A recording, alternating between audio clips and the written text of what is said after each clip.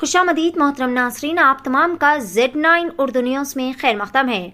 आज बतारीख 7 फरवरी बरोज़े चाशुंबे की सापहर नीलेफर अस्पताल में आग लगने का वाक़या पेश आया। ये वाक़या नीलेफर अस्पताल की पहली मंजिल पर वाक़े लैब में फ्रिज में शॉक सर्किट की वजह से पेश आया। फ्रिज के करीब में रखे हुए सामान में मजीद आग भड़क उठी, जिसकी वजह से सारे अस्पताल में गहरा धुआं छा गया था।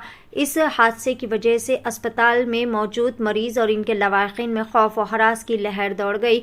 राहत की बात तो यह है कि इस हादसे में कोई जानी नुकसान या फिर किसी के भी झुलसने की इत्तला नहीं मिली, क्योंकि फौरी तौर पर अस्पताल के अमले ने फायर सिलेंडर्स की मदद से आग पर काबू पा लिया। साथ ही साथ मुतालिका पुलिस और फायर फाइटर के अमले को भी इस बात की इत्तला दे दी गई। आग पर फौरी तौर पर काबू पा लेने से कोई जानी नुकसान या फिर बड़ा नुकसान होने से बच गया, क्योंकि अमले को पहले ही फायर सेफ्टी की तरबियत दे दी गई थी, जिसकी वजह से एक बहुत बड़ा हादसा होने से टल गया।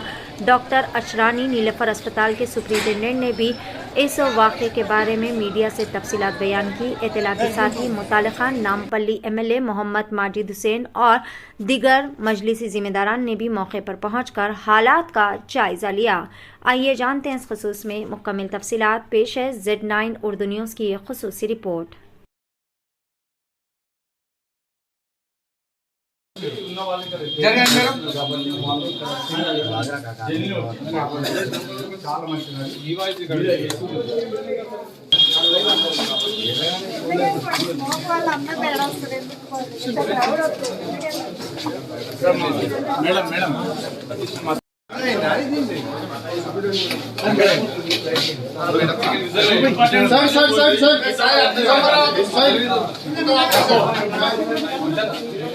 अरे जुड़ पाए किसको भी नको बे सर होटल में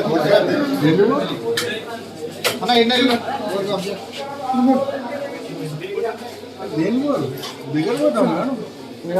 अल्हम्दुलिल्लाह किसी भी पेशेंट को यहाँ पे कोई किस्म का नुकसान नहीं हुआ।